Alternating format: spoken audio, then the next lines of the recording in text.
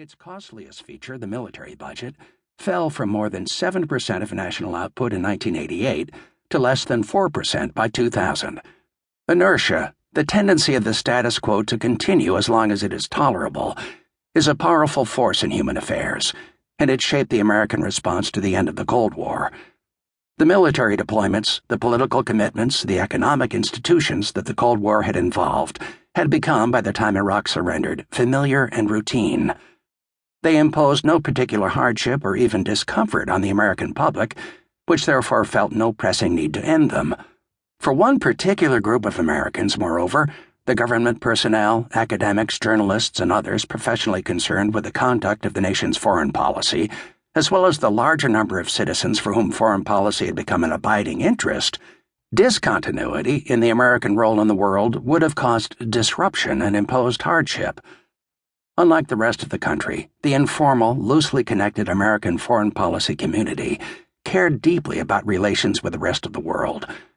The members of that community, although divided on specific issues, strongly favored sustaining an expansive international role.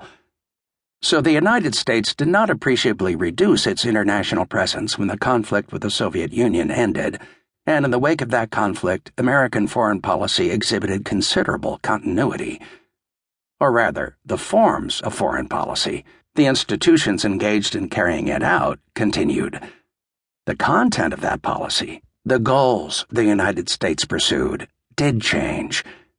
Indeed, they broke with the pattern of foreign policy of the preceding 4 decades and of the entire history of the country before the Cold War. In fact, in its main objectives, post-Cold War American foreign policy differed sharply from the foreign policies of most countries for most of recorded history. The United States used the formidable power with which it emerged from the conflict with the Soviet Union in a distinctive and unprecedented way. The new era in American foreign policy began in the aftermath of the meeting at the Safwan Air Base that ended the Gulf War of 1991. The Kurds of northern Iraq, ethnically separate from the Sunni Arabs who dominated the country and from whose ranks Saddam Hussein had come, rose up in rebellion against him and them. Although routed by the American-led coalition, the Sunni-dominated Iraqi army retained enough firepower to crush the Kurds. Thousands were killed and hundreds of thousands put to flight. By the end of April, 2 million of them were crowded along the country's borders with Iran and Turkey.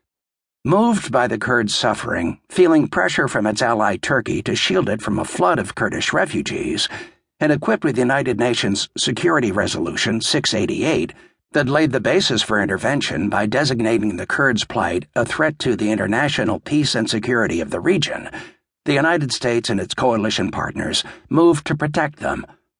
Several thousand American, British, and other troops established a safe haven in northern Iraq and provided food and shelter to the beleaguered Kurds. Allied military aircraft patrolled the skies above the region to prevent further attacks by the Iraqi armed forces, establishing a no-fly zone that was to endure for the next 12 years. Although it followed directly from the Gulf War, the establishment of the Kurdish Protective Zone departed sharply from the principles for which the winning coalition had fought that conflict, from American policy during the Cold War, and indeed from the foreign policies of almost every country throughout history. The war had been waged in response to Iraq's external behavior. Its aim was to reverse Iraqi aggression across an international border against another sovereign state. Since the Kurdish region was located within what all countries recognized as Iraq's legitimate borders, by setting up a safe haven there, the United States and its allies inserted themselves into Iraqi internal politics. Moreover, America had gone to war against Saddam's army of occupation in Kuwait on the assumption that if his aggression were allowed to stand, he would be able to intimidate neighboring Saudi Arabia and exert control over the oil of the Persian Gulf, the unimpeded flow of which to oil-consuming countries was crucial for their economic welfare. By contrast, the United States intervened in the wake of that war to help an embattled people whose distress, while troubling, could have no effect on the well-being of American citizens. The operation to rescue the Kurds thus represented a major change. Saddam's attack on Kuwait threatened American interests. His assault on the Kurds affronted American values. The Gulf War was an act of self-defense. The intervention